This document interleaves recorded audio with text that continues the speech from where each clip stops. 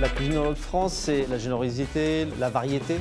C'est une cuisine de partage et c'est des plats réconfortants, un peu des plats mijotés, du fromage fondu. La cuisine, c'est toujours un moment de partage, un moment d'échange, un moment de convivialité, quelque chose qu'on vient apporter aux autres et avec juste l'espoir de leur faire plaisir et de leur faire passer un bon moment. Pour moi, c'est un terrain de jeu génial en tant que cuisinier parce qu'on a tout ce qu'il faut. De la mer à la terre, en passant par les poissons de rivière, on a vraiment tout ce qu'il faut. C'est détente, plaisir. C'est le plat de partage, c'est se mettre autour d'une table avec les copains, boire un coup et se claquer la panse, quoi.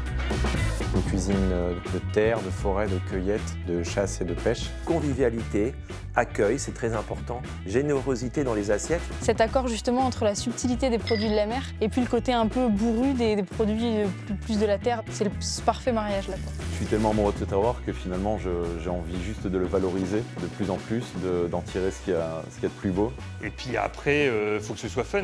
Il n'y a rien de pire qu'un restaurant où il ne se passe rien, quoi. Et donc les Hauts-de-France, à travers mes mains et celles de mon équipe, ça donne ça. Et profitez-en et bonne dégustation.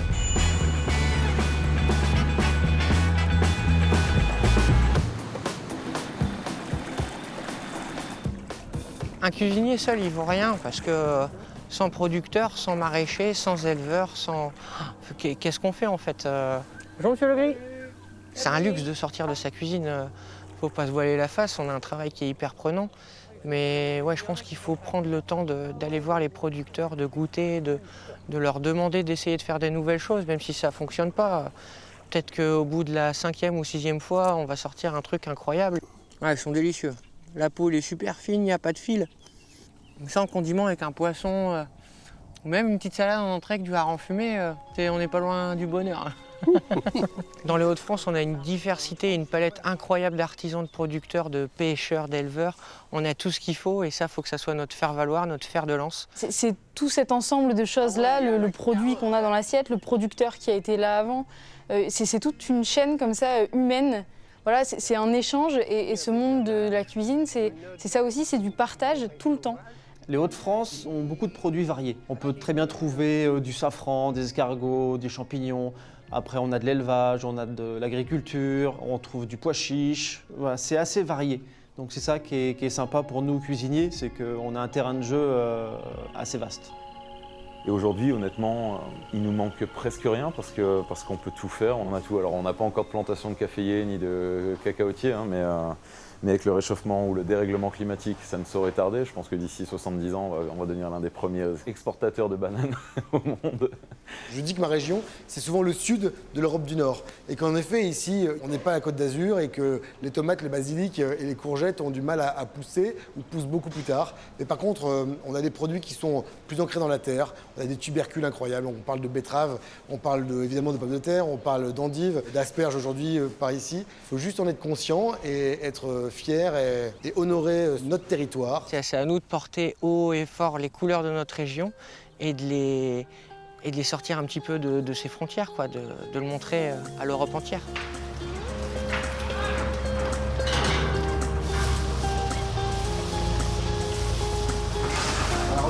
Bien plein, ils sont bien marrons, tu vois, regarde comme ils sont noirs, tu vois, comme c'est plein, c'est tout noir là. Être cuisinier aujourd'hui, c'est vraiment suivre le fil des saisons parce qu'on est obligé de travailler les produits qu'on nous donne à l'instant T. On ne va pas aller chercher des autres produits à n'importe quel moment. C'est la période du homard, on va travailler le homard. Ça va être la période de l'asperge, on va travailler l'asperge. À un moment, on ne peut pas faire des assemblages de plein de choses parce qu'on a toujours une ligne conductrice sur les produits. Il faut cuisiner les produits qu'on nous donne à ce même moment. Donc il y a des associations qu'on ne pourra jamais faire parce qu'on ne va pas tomber sur les mêmes saisons.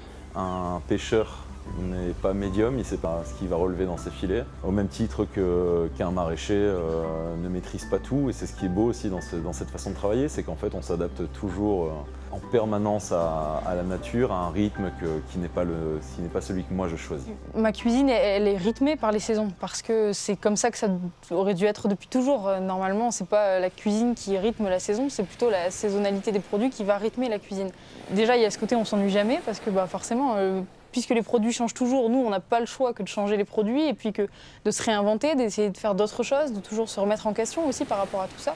Tout ce qu'on va rechercher dans la nature, c'est par rapport aux saisons et l'inspiration vient sur le moment. Voilà, c'est en voyant un produit, une image, c'est des choses qui apparaissent comme une évidence des fois quand on voit le produit et on se dit je le verrais bien avec ça par exemple.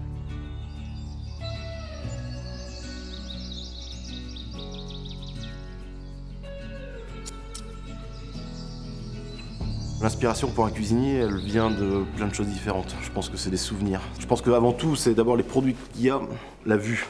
La vue, on va voir un joli homard, on va voir une belle carotte, on va voir une belle asperge, on va voir plein de... Donc déjà, il y a ces produits-là qui vont être à la vue. Ensuite, on va les puiser un peu dans des souvenirs, dans des goûts qu'on peut avoir. Et puis après, il y a le paysage qui rentre aussi. C'est un tableau, c'est des couleurs, c'est des textures, c'est plein de choses. Donc en fait, on marie toutes ces choses-là. De là naît un plat. Les plats, ils naissent d'inspiration, mais jamais d'un claquement de doigts. C'est toujours un produit qui arrive, une saison qui nous amène une lumière sur un produit dont on n'avait pas pensé parce que voilà, cette année il a beaucoup gelé, donc on n'aura pas beaucoup de fruits.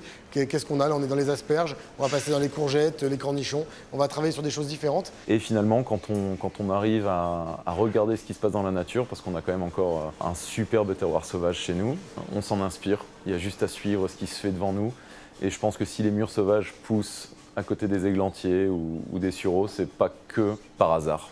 Je pense qu'en cuisine aussi, en tout cas moi ça m'inspire et j'essaie de regarder ce qui se passe pour l'appliquer dans mes recettes. Les Hauts-de-France, c'est ça, c'est de multiples territoires qui ont tous une spécificité de produits, une spécificité de cuisine, etc., qu'on peut tous aller voir. Si on faisait toute la côte des Hauts-de-France en partant de la baie de Somme, là, à la fin de Mers, avec les fins des falaises, jusqu'au sable fin des plages qui partent vers la Belgique, il y aura une multitude de produits différents avec une multitude de cuisines différentes parce que forcément les gens en fait qui cuisinent comme moi, ils vont s'inspirer de leur territoire, ils vont s'inspirer de ce qui pousse autour, ils vont s'inspirer des embruns qu'il y a autour, quoi.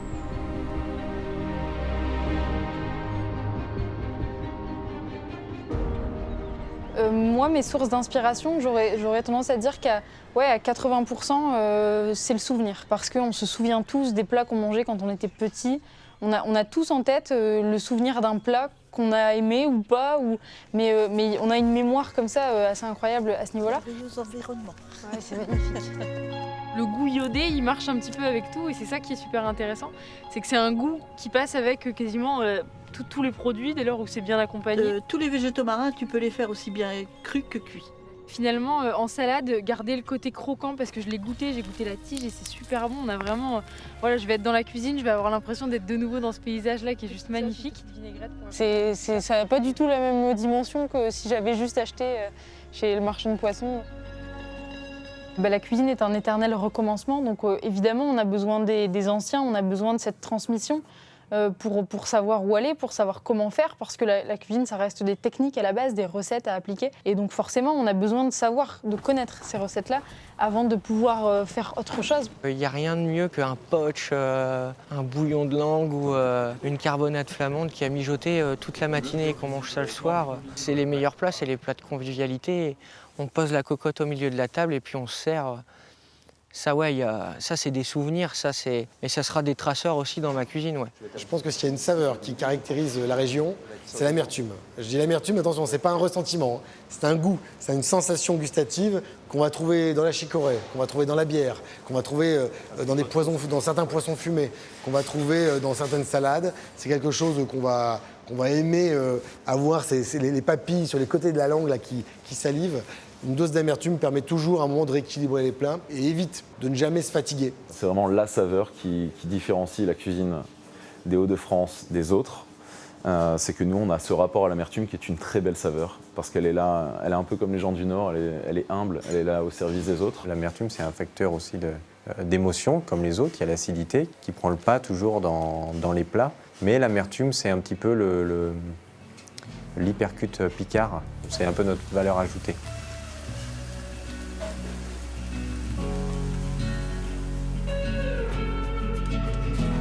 C'est un sacré challenge de moderniser la cuisine du Nord parce que notre cuisine est une cuisine qui traditionnellement était faite pour nourrir.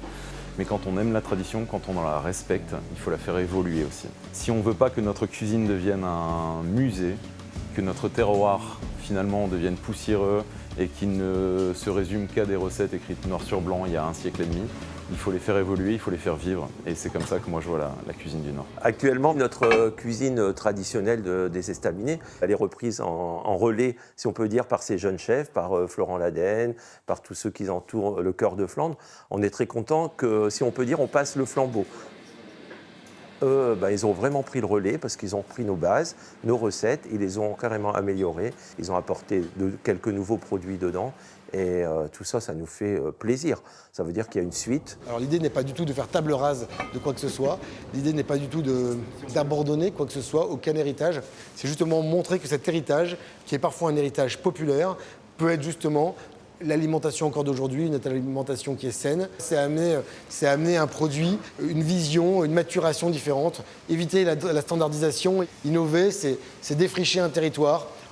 Et un territoire, ça peut être un produit, c'est se dire qu'avec tel produit, je peux faire, voilà, on a fait ça, et ça, personne n'a osé le faire. Et pourquoi on peut pas oser le faire? À la 10, on aura 2 couverts, 2 truites à suivre 2 viandes à point. Et là, il y aura 2 bars et 2 suges en direct. Servez, s'il vous plaît. Devant 2 origami, là. Michel. En direct, une sujet, un cabillaud. On réclame les entrées de la table 5, une fois 4, un crémeux. Le coup de feu en cuisine, c'est toujours le moment le plus, à la fois le plus stressant et le plus attendu aussi. Parce que voilà, c'est ce qu'on aime avant tout. Mais il n'y a pas forcément de cri, il n'y a pas de stress non plus outre mesure. Enfin, on est là quand même pour passer un bon moment, que ce soit les gens à table ou nous, les cuisiniers. Et là, il faut que tout soit prêt, tout soit organisé. Il faut que c'est un peu millimétré. Hein. Et normalement, un service, quand tout est bien en place, ça reste un service très cool et très détendu. Je pense que le partage, il est vachement important. Partager avec une brigade, partager avec des apprentis qu'on peut avoir. L'idée, c'est d'avoir une suite de plats à raconter, vraiment des feuilletés jusqu'aux miniardises qui accompagnent le café. On ne peut pas concevoir d'être restaurateur sans véhiculer des émotions 2 fois par jour, midi et soir. Alors c'est une préoccupation et c'est un devoir de donner une émotion tout au long du repas, que ce soit le sommelier, que ce soit le fromager, que ce soit le service qui doit être un véritable balai. La plus grande satisfaction après un service, c'est quand on dit on a réussi le challenge. C'est quand on voit les clients qui sont souriants et qui nous disent à bientôt. C'est simple, mais c'est la plus belle récompense. De toute façon, la finalité quand on est restaurateur, elle est la même pour tout le monde, qu'on soit un estaminet, un restaurant 2 étoiles, 1 étoile, 3 étoiles ou un petit restaurant de quartier, c'est faire plaisir aux clients, quoi, qui passent un bon moment, qui se régalent et qui reviennent chez nous. Si le parking est plein, c'est qu'on cuisine réellement pour les gens. Quand on va commencer à cuisiner pour soi, pour le milieu de la gastronomie, pour montrer que l'on sait mieux faire du poisson que les autres, le parking sera vide et on aura beaucoup de followers sur Instagram. On n'est rien sans les clients. Donc le but ultime, c'est qu'ils repartent, ils sont contents, ils ont bien mangé, ils ont mangé chaud, l'assiette était jolie, ils ont passé un bon moment. Et quand eux repartent contents, nous, forcément, on repart contents aussi. Si on a réussi à leur créer juste une parenthèse enchantée, le temps d'un dîner ou d'une nuit vers nous, je ne vais pas dire que c'est pari gagné, mais c'est ce qu'on recherche. Voilà.